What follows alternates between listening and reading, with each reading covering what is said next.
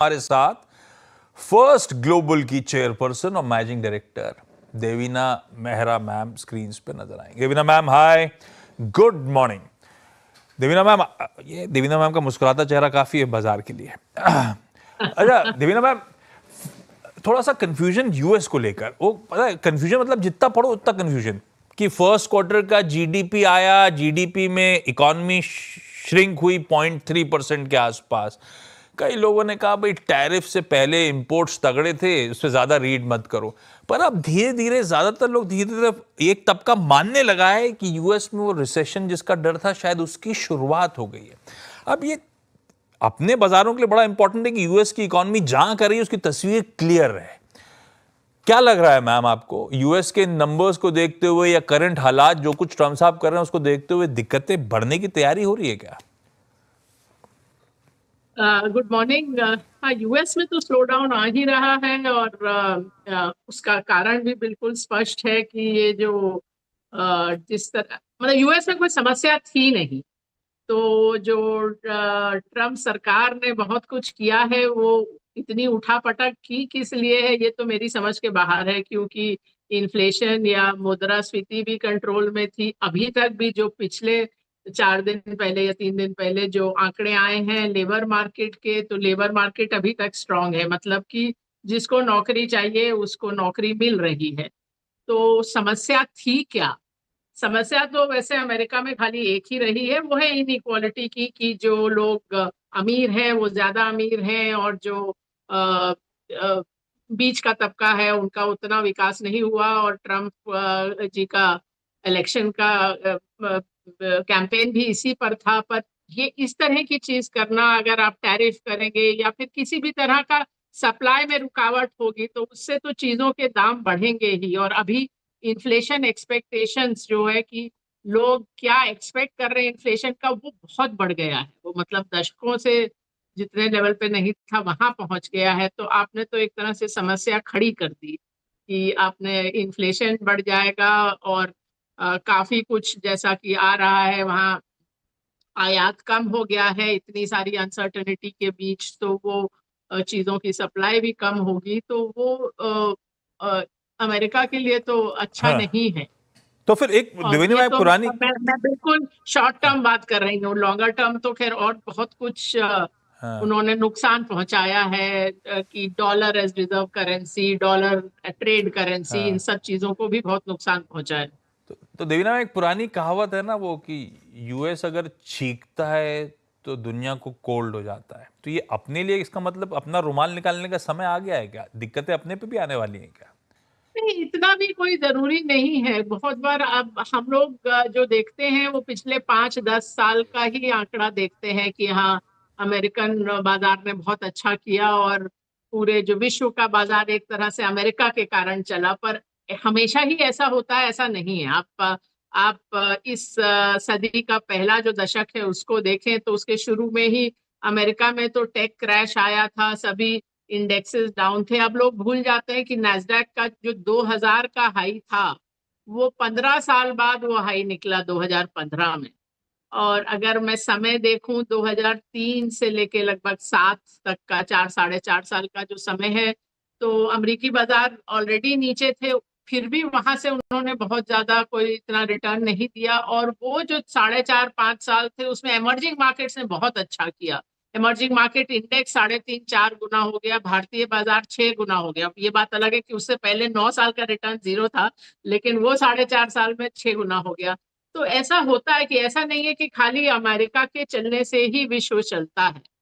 अब बहुत समय हो गया था कि जब अमेरिकन मार्केट आउट परफॉर्म कर रही थी, मेरे ख्याल लगभग 12 साल। और मैं देख भी रही थी कि कभी ना कभी वो आउट परफॉर्मेंस खत्म होगी, पर ऐसा नहीं लग रहा था अगर आप 6 महीने पहले पूछते कि अभी अभी होने जा रही है।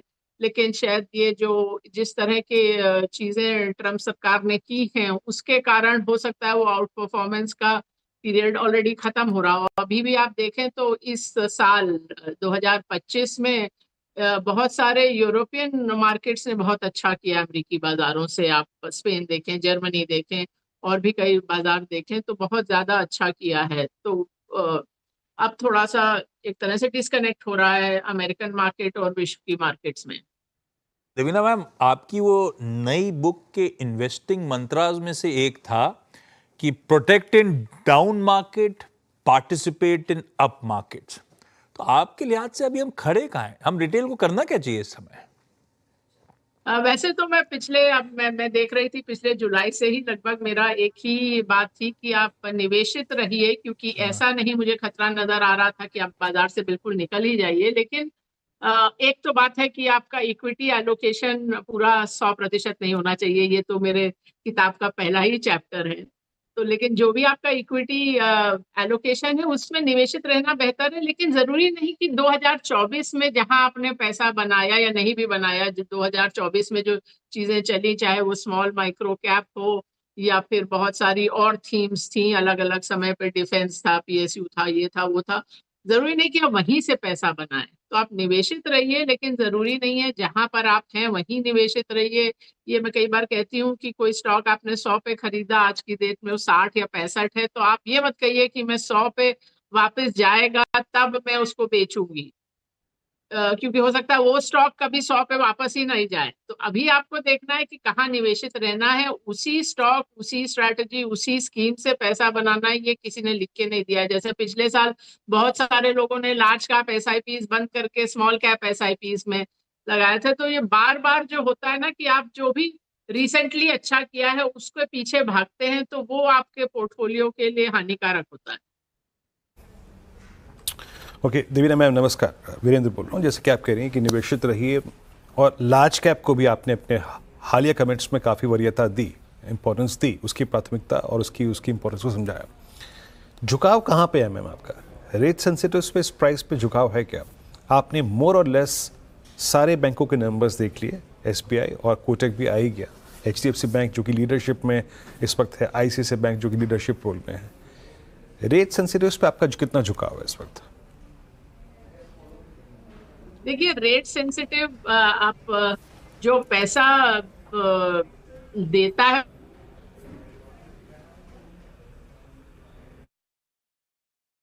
ये वीरू जो है ना, टफ सवाल पूछ लेते हैं। देवीना मैम रीपैच होंगी तो देवीना मैम के पास वापस चलेंगे और समझेंगे रेट से। हाँ वीरू कुछ कह रहे हैं? हाँ, पैसा, जैसे मैंने बोला पैसा देने के नाम पे फ्रीज हो गया। पैसा देना बड़ा मुश्किल होता है आज की देवीना मैम जुड़ चुकी है। Devina ma'am please continue ma'am. जैसे मैम आपने बोला ना पैसा देना है, मैडम आपका आउटपुट फ्रीज हो गया। प्लीज दोबारा कंटिन्यू करिए बात अपनी। हाँ हाँ, मैं फिर से शुरू करूं इस पर कि अगर जो बैंक्स हैं उनका तो मार्जिन बढ़ता है जब इंटरेस्ट रेट ऊपर जाते हैं, हाँ, क्योंकि सीधी सी बात है, आप लोन पे इंटरेस्ट रेट बढ़ा देते हैं, लेकिन जो आपके डिपॉजिट होते हैं उसमें धीरे धीरे करके बढ़ता है रेट। लेकिन अभी चाहे वो रेट कट के कारण नहीं, लेकिन बैंक्स पहले से अच्छे तो लग रहे हैं। एक बहुत लंबा समय रहा है जब बैंकिंग इंडेक्स ने अंडर परफॉर्म किया है। आप पिछले 5 वर्षों में देखें, 2020, 21, 22, 23, 24, तो एक 2022 को छोड़ के बैंक निफ्टी ने एक भी साल आउट परफॉर्म नहीं किया। इनफैक्ट बहुत ज्यादातर सालों में बहुत खराब किया है निफ्टी के बनस्पत। तो अब हो सकता है वो बदल रहा हो। हमारे पोर्टफोलियो में भी हम लोग देख रहे हैं कि हमने बढ़ाया तो है बैंक्स, लेकिन अभी भी हम लोग अंडरवेट हैं, तो उसको ओवरवेट करें क्या? और जो क्षेत्र जहां हम लोग ओवरवेट हैं उसमें है एक फार्मास्यूटिकल्स, जहां हम लोग काफी समय से ओवरवेट हैं। फिर ऑटो कंपोनेंट्स हैं। उसके अलावा एफएमसीजी पिछले 2 तिमाही में जहां हम लोगों ने थोड़ी बढ़ोतरी की है और अब ओवरवेट हो गए हैं, वो एफएमसीजी है। उसमें धीरे धीरे करके स्टॉक अब ऊपर आ रहे हैं रैंकिंग में। ओके, ठीक है मैम। एफएमसीजी बात हो गई, बैंक से बात हो गई। अच्छा, एक दो बास्केट मैम जो कि प्राइस वाइज थोड़ा बहुत कन्वर्शन दिखा रही हैं, वहाँ बाइंग विजिबल है। उसमें एक इंश्योरेंस को मैंने बीते 2 महीने में तब्दील होते हुए देखा। Look at HDFC life, SBI life, इन दोनों स्टॉक्स ने लीडरशिप ली है। आपका व्यू इंश्योरेंस स्पेस में क्या, थोड़ा सा आप लोगों ने भी अपना यहाँ पर फोकस रखा है? अभी तो नहीं बढ़ा है। बाकी नॉन बैंकिंग फाइनेंशियल में हमारे पास कुछ रेटिंग एजेंसीज वगैरह हैं। अभी इंश्योरेंस तो खास कुछ नहीं है, पर एक बार देख रहे हैं सभी फाइनेंशियल्स को दोबारा से।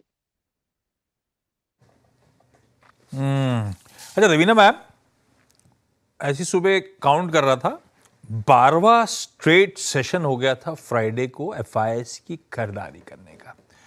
तो लौटे तो हैं, कैश मार्केट में पैसा तो झोंक रहे हैं। ये क्या सिर्फ इसीलिए है क्योंकि भारतीय बाजारों में मोमेंटम पिकअप हो रहा है इसीलिए पैसा चैनलाइज हो रहा है, या दरअसल स्ट्रक्चरली हम थोड़े से स्वीटर स्पॉट में हैं इसीलिए थोड़ा कन्विक्शन के साथ पैसा आ रहा है? आप कैसे रीड कर रहे हो एफआईआईस का जो थोड़ा सा मूड बदला हुआ दिख रहा है? देखिए, मैं बहुत ज्यादा समय आशीष इस पे लगाती नहीं हूँ कि एफआईआईस कर क्या रहे हैं। हाँ। और मैंने आपके चैनल पर भी कई बार कहा है कि इस प्रश्न के पीछे ये एक मानना होता है कि एफआईआईस खरीदेंगे तो बाजार चलेगा, एफआईआईस बेचेंगे तो बाजार घटेगा, जबकि आंकड़े ये बताते ही नहीं है। मतलब कि कोरिलेशन है ही नहीं एफआईआई के खरीदने या बेचने और बाजार की दिशा में। तो इसलिए मैं एफआईआई का खरीदना बेचना प्रायः खाली बैलेंस ऑफ पेमेंट के लिहाज से देखती हूँ। इस तरह इस ओर से नहीं। ऑफ कोर्स ये तो है कि अगर अमेरिका का बाजार उतना आकर्षक नहीं रहेगा तो लोग अन्य स्थानों पर देखेंगे, वो तो हो ही सकता है। और डॉलर भी अभी कमजोर है, तो ये ऑन द मार्जिन ये भी एक चीज है। आपने जो पहला प्रश्न पूछा था अमेरिका के बारे में, तो इस बार तो ऐसा हुआ ना कि अमेरिका में ब्याज दरें बढ़ी भी, और अधिकतर आप देखें तो ये होता है कि ब्याज दर जहां बढ़ रही है वहां पैसा आएगा, इसलिए वहां की जो करेंसी है या मुद्रा है वो स्ट्रांग होती है। लेकिन इस बार ऐसा हुआ कि ब्याज दरें भी बढ़ी और डॉलर भी गिरा। तो इस तरह की चीजें तो आप सुनने में आती हैं अधिकतर इमर्जिंग मार्केट्स में या डेवलपिंग कंट्रीज में। तो अमेरिका का आजकल बाजार उसको वैसे आंक रहे हैं। ट्रम्प साहब उन्हें वहीं ले जा रहे हैं, उभरते बाजार बनाने की तैयारी कर रहे हैं डेवलप्ड मार्केट से। Devina ma'am, thank you so much जुड़ने के लिए। हमेशा मजा आता है देवीना मैम से बातचीत करके।